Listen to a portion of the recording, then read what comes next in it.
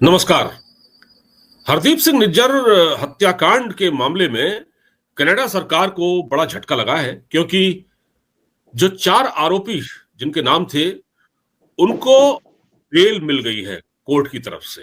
लेकिन केस चलता रहेगा, केस तो चलता ही रहेगा, ज़ाहिर है केस तो चलेगा ही। इस मुद्दे पर बातचीत करने के लिए मेरे साथ मौजूद हैं फॉर्मर रॉ ऑफिसर एनके सूद साहब। सूद साहब, स्वागत है आपका। नमस्कार जी, बहुत शुक्रिया आपका। सूद साहब, हरदीप सिंह निज्जर केस को लेकर बहुत कुछ कहा गया। भारत और कनाडा के रिश्ते बहुत खराब हो गए और हमें बहुत कुछ सुनना भी पड़ा और हमने मुकाबला भी किया। और अब भारत को सफलता मिली है इस पूरे मामले में कि जो कनाडा ने जिन लोगों को पकड़ा था इस आरोप में, उनको 4 लोगों को बेल मिल गई है। इसका मतलब जो केस बनाया गया उसमें कोई खास दम नहीं था। तो सर, ये किस तरह से इसको आप देखते हैं? देखिए, निज्जर का मर्डर हुआ था जून 2023 में जी। और इस इश्यू को Canadian prime minister Justin Trudeau ने उठाया था, जो G20 की समिट हो रही थी सितंबर 2023 में। जी। पीएम मोदी से बात करना चाह रहे थे उस टाइम पे, तो पीएम मोदी ने कहा ये बात करने का टाइम नहीं है, आप इश्यूज पे बात कीजिए, इस पे बात कर लेंगे। हाँ। है। और वो एक्चुअली उनको पीछे से बैकिंग थी डीप स्टेट की, क्योंकि देखिए जब जिस तरीके से G20 समिट इंडिया ने अरेंज की, उससे पूरा वर्ल्ड हैरान था कि इंडिया ने इतनी सक्सेसफुल समिट कैसे अरेंज कर ली। सारे होटल बुक किए हुए थे, हर एक कंट्री के जो प्राइम मिनिस्टर प्रेसिडेंट है उसको अलग अलग होटल दिया हुआ था, पूरी टीम को दिया हुआ था। तो निज्जर के मर्डर के ऊपर इन्होंने अपनी तरफ तो इन्वेस्टिगेशन कोई नहीं की। निज्जर का जो मर्डर हुआ था वो हुआ था गुरुद्वारे के पार्किंग में, और कनाडियन गवर्नमेंट ने भी कोई इसके ऊपर सबूत नहीं दिया। इंडियन गवर्नमेंट ने कहा भाई सबूत दे दो, सबूत इनके पास था नहीं, क्योंकि इंडिया की तो एक तो इन्वॉल्वमेंट थी नहीं थी, और दूसरी बात है इनकी जो एजेंसीज है या पुलिस है बहुत स्लो थी काम करने में, ना तो कुछ कर पाए।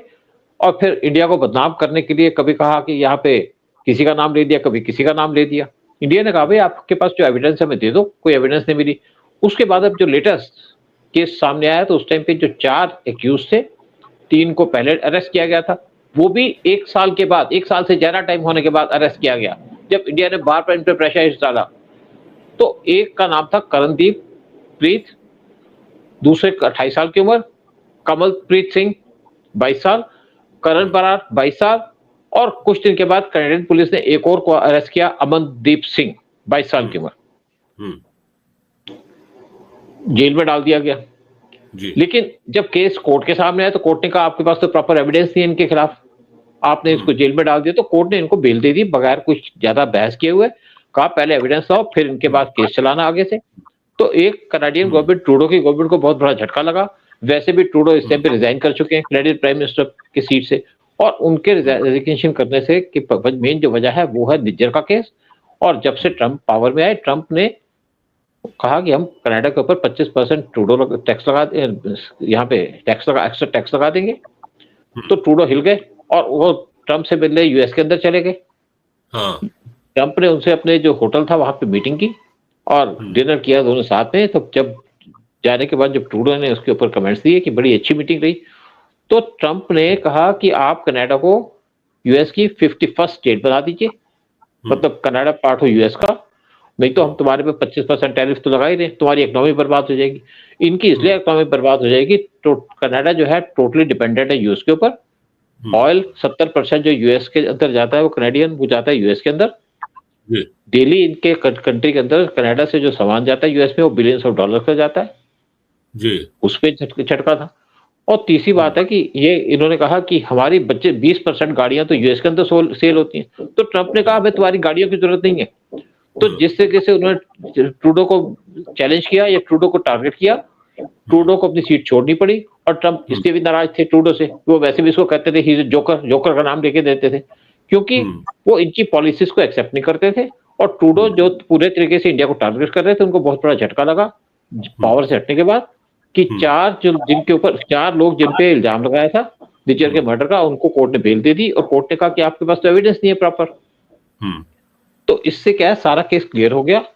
और ट्रूडो ने दोनों कंट्रीज के जो रिलेशन है इंडिया और कनाडा के, उसको स्ट्रेन कर दिया, खराब कर दिया एक इशू की वजह से, जबकि कोई मतलब नहीं था इनको इस इशू के ऊपर बात उठाने का या अपने रिलेशन खराब करने का जी। तो ट्रूडो का जो एक्शन था वो कोई मैच्योर एक्शन नहीं था। और जब अब निज्जर के जो मर्डरर्स थे जिनका ऊपर इल्जाम लगाया हुआ था उनको बेल मिल गई, तो सारा का सारा ऐसा लगता है केस खत्म हो गया, केस में कोई जान है ही नहीं। हाँ। और दूसरी तरफ अगर आप बात कीजिएगा जो यूएस के अंदर निज्जर का केस, जो यूएस के अंदर पन्नू का केस था, जहां पे निखिल गुप्ता को इन्होंने अरेस्ट किया था, उसको चेकोस्लोवाकिया से लेके आए और उसको भी वहां पे उसको भी कोर्ट ने छोड़ दिया। उनकी गवर्नमेंट ने निखिल गुप्ता को छोड़ दिया और जिस वकील ने केस फाइल किया था उसने रिजाइन कर दिया। तो ये भी केस ऐसा लगता खत्म हो गया। तो जो ट्रूडो की पॉलिसी थी या डीप स्टेट की पॉलिसी थी इंडिया के खिलाफ, वो ऐसा लगता है पूरे तरीके से डिफीट हो चुकी है। और ऐसा लग रहा है कि यूएस जो कनाडा के अंदर इस टाइम पे गवर्नमेंट चेंज होने वाली है। ट्रूडो की गवर्नमेंट बहुत अनपॉपुलर हो चुकी है कनाडा के अंदर, और जो अपोजिशन की पार्टी है वो अपनी गवर्नमेंट बनाने को तैयार हो चुकी है। कुछ इंडियंस के भी नाम आ रहे हैं वहां पे गवर्नमेंट बनाने के लिए। देखते हैं क्या चलता है आगे। जी, ये अनीता आनंद का नाम सर सामने आ रहा है, जो कि फ्यूचर में प्राइम मिनिस्टरियल कैंडिडेट हो सकती है कनाडा की। तो कैसा रहेगा और इनके बारे में क्या है? देखिए, एक्चुअली इंडियन है, अच्छी रेपुटेशन है इनकी, बेसिकली कोई कंट्रोवर्सी नहीं इनके खिलाफ। लेकिन जो मेन इशू लग रहा है कि जो इस टाइम पे अपोजिशन के मेंबर हैं, जो अपोजिशन के लीडर हैं कैनेडियन पार्लियामेंट के अंदर, उनके चांसेस हैं पीएम बनने के। अनीता भी रेस में है पीएम बनने की। लेकिन देखते हैं क्या होगा। मतलब लेकिन अब क्या है कि जो इंडिया के साथ रिलेशन खराब थे ट्रूडो के टाइम में, वो उस टाइप के नहीं रहेंगे। ट्रूडो के जाने के बाद किसी भी तरीके से जो कैनेडियन गवर्नमेंट है वो इस इशू के ऊपर कोई ज्यादा जोर नहीं डालेगी। इंडिया से रिलेशन तो खराब करने का पर्पस नहीं बनता, क्योंकि कनाडा पहले इंडिया का अच्छा फ्रेंड होता था और अब ट्रंप आ गए हैं तो सारी की सारी सिचुएशन बदल जाएगी। इवन जो जगबीर सिंह जो खालिस्तानी लीडर हैं और वहां पे लीडर है पॉलिटिकल पार्टी के, उन्होंने ट्रंप को गालियां देनी शुरू कर दी है। और ये एक गाली तो दे दी, लेकिन उससे कनाडा का कोई फायदा होने वाला नहीं है, उससे इंडिया का फायदा होगा। क्योंकि उसकी गाली देने का मतलब है कि ट्रंप तो छोड़ेंगे नहीं उनको, और ट्रंप नहीं छोड़ेंगे तो इंडिया के लिए फायदा होगा। यानी कि जो खालिस्तानी मूवमेंट है वो टोटली डिफीट हो जाएगी यूएस और कनाडा के अंदर। और जितनी भी यूरोपियन कंट्रीज है, 5 की कंट्रीज है, वहां पे कोई कनाडियन अपनी आवाज नहीं उठा पाएगा। और कनाडा को जो फंड मिलता था वो मिलता था डीप स्टेट से, वो भी खत्म हो गया। तो जो एंटी इंडिया एक्टिविटी चल रही थी यूरोप, अमेरिका और कनाडा के अंदर, वो अब सब्सिडाइज हो जाएंगी या नीचे आ जाएंगी। और जो यहाँ पे खालिस्तानी बहुत उछल रहे थे वो ठंडे होकर बैठ जाएंगे, ठंडे बस्ते पे बैठ जाएंगे। और इंडिया के जो एक प्रेशर डाला हुआ था खालिस्तान के थ्रू इंडिया को टारगेट करने का, वो भी खत्म हो जाएगा। लेकिन एक चीज और है ना कि कनाडा में जिस तरह से आराम से कोई भी आता है और उसको सिटीजनशिप मिल जाती है, वहां का जो कानून है या वहां की जो पॉलिसी है वीजा देने की, वो बहुत सारे लोग यहाँ से चले जाते हैं। जैसे निज्जर भी गया था, निज्जर तो एक प्लम्बर के तौर पर गया था, वो प्लम्बिंग का काम करता था, वहां जाके वो खालिस्तानी गुट्स से मिल गया और वहां उसने अपना वो सब शुरू कर दिया, भारत के खिलाफ कैंपेन और सब करता था। तो सरकार वहां की भले ही बदल जाए, लेकिन क्या कनाडा की पॉलिसी बदलेगी सर? जैसे इंग्लैंड में आपने देखा, इंग्लैंड पाकिस्तानियों को वीजा देता है और पाकिस्तानी वहां गंद मचाते हैं। यहाँ क्या होगा? मान लीजिए कल को अनीता आनंद ही बन जाती है, मैं कह रहा हूं, फिर क्या हम उम्मीद कर सकते हैं? क्या वहां भारत विरोधी जो गतिविधियां होती हैं, खालिस्तानी एलिमेंट जो एक्टिव है, भारत के खिलाफ कैंपेन चलता है, इसमें कोई कमी आएगी? बिल्कुल आएगी। देखिए, दूसरी बात क्या है कि हमारा दोनों कंट्रीज के बीच में एग्रीमेंट है, एक्सट्रेडिशन एग्रीमेंट, लेकिन कनाडा उसको इंप्लीमेंट नहीं कर रहा था। होता क्या था कि कोई भी अगर आदमी कनाडा के अंदर चला जाए, कोई भी किसी कंट्री में क्राइम किया हो, वहां जाए असाइलम ले तो वहां पे असाइलम मिल जाता था। ये पॉलिसी थी ट्रूडो की। और जो अपोजिशन के लीडर हैं इसके खिलाफ हैं, उन्होंने कहा जी किसी को ऐसी पॉलिसी नहीं होगी, हम किसी को अपनी कंट्री के अंदर नहीं आने देंगे। और वैसे फिर क्या था कि यहाँ पे बहुत से लोग आकर के बस जाते थे, धीरे धीरे यूएस के अंदर खिसक जाते थे, जिससे यूएस के अंदर भी क्राइम होती थी।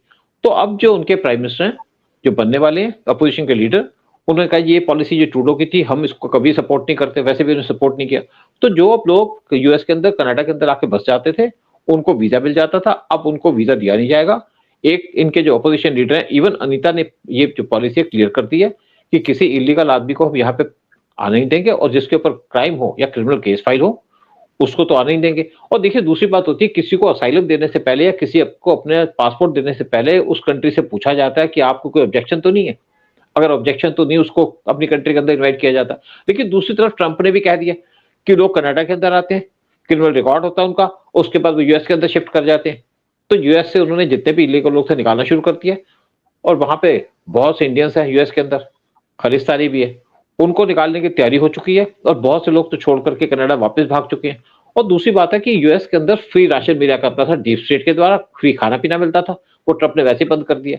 और जो एलन मस्क है और साथ में ट्रंप है, दोनों ने डिसाइड किया है कि यूएस को पूरा क्लींस कर दिया जाएगा, क्योंकि बहुत से लोग आते थे कनाडा से और ड्रग्स भी कनाडा से आते थे। तो इससे यूएस की जो इकोनॉमी है उस पे इम्पैक्ट पड़ता था।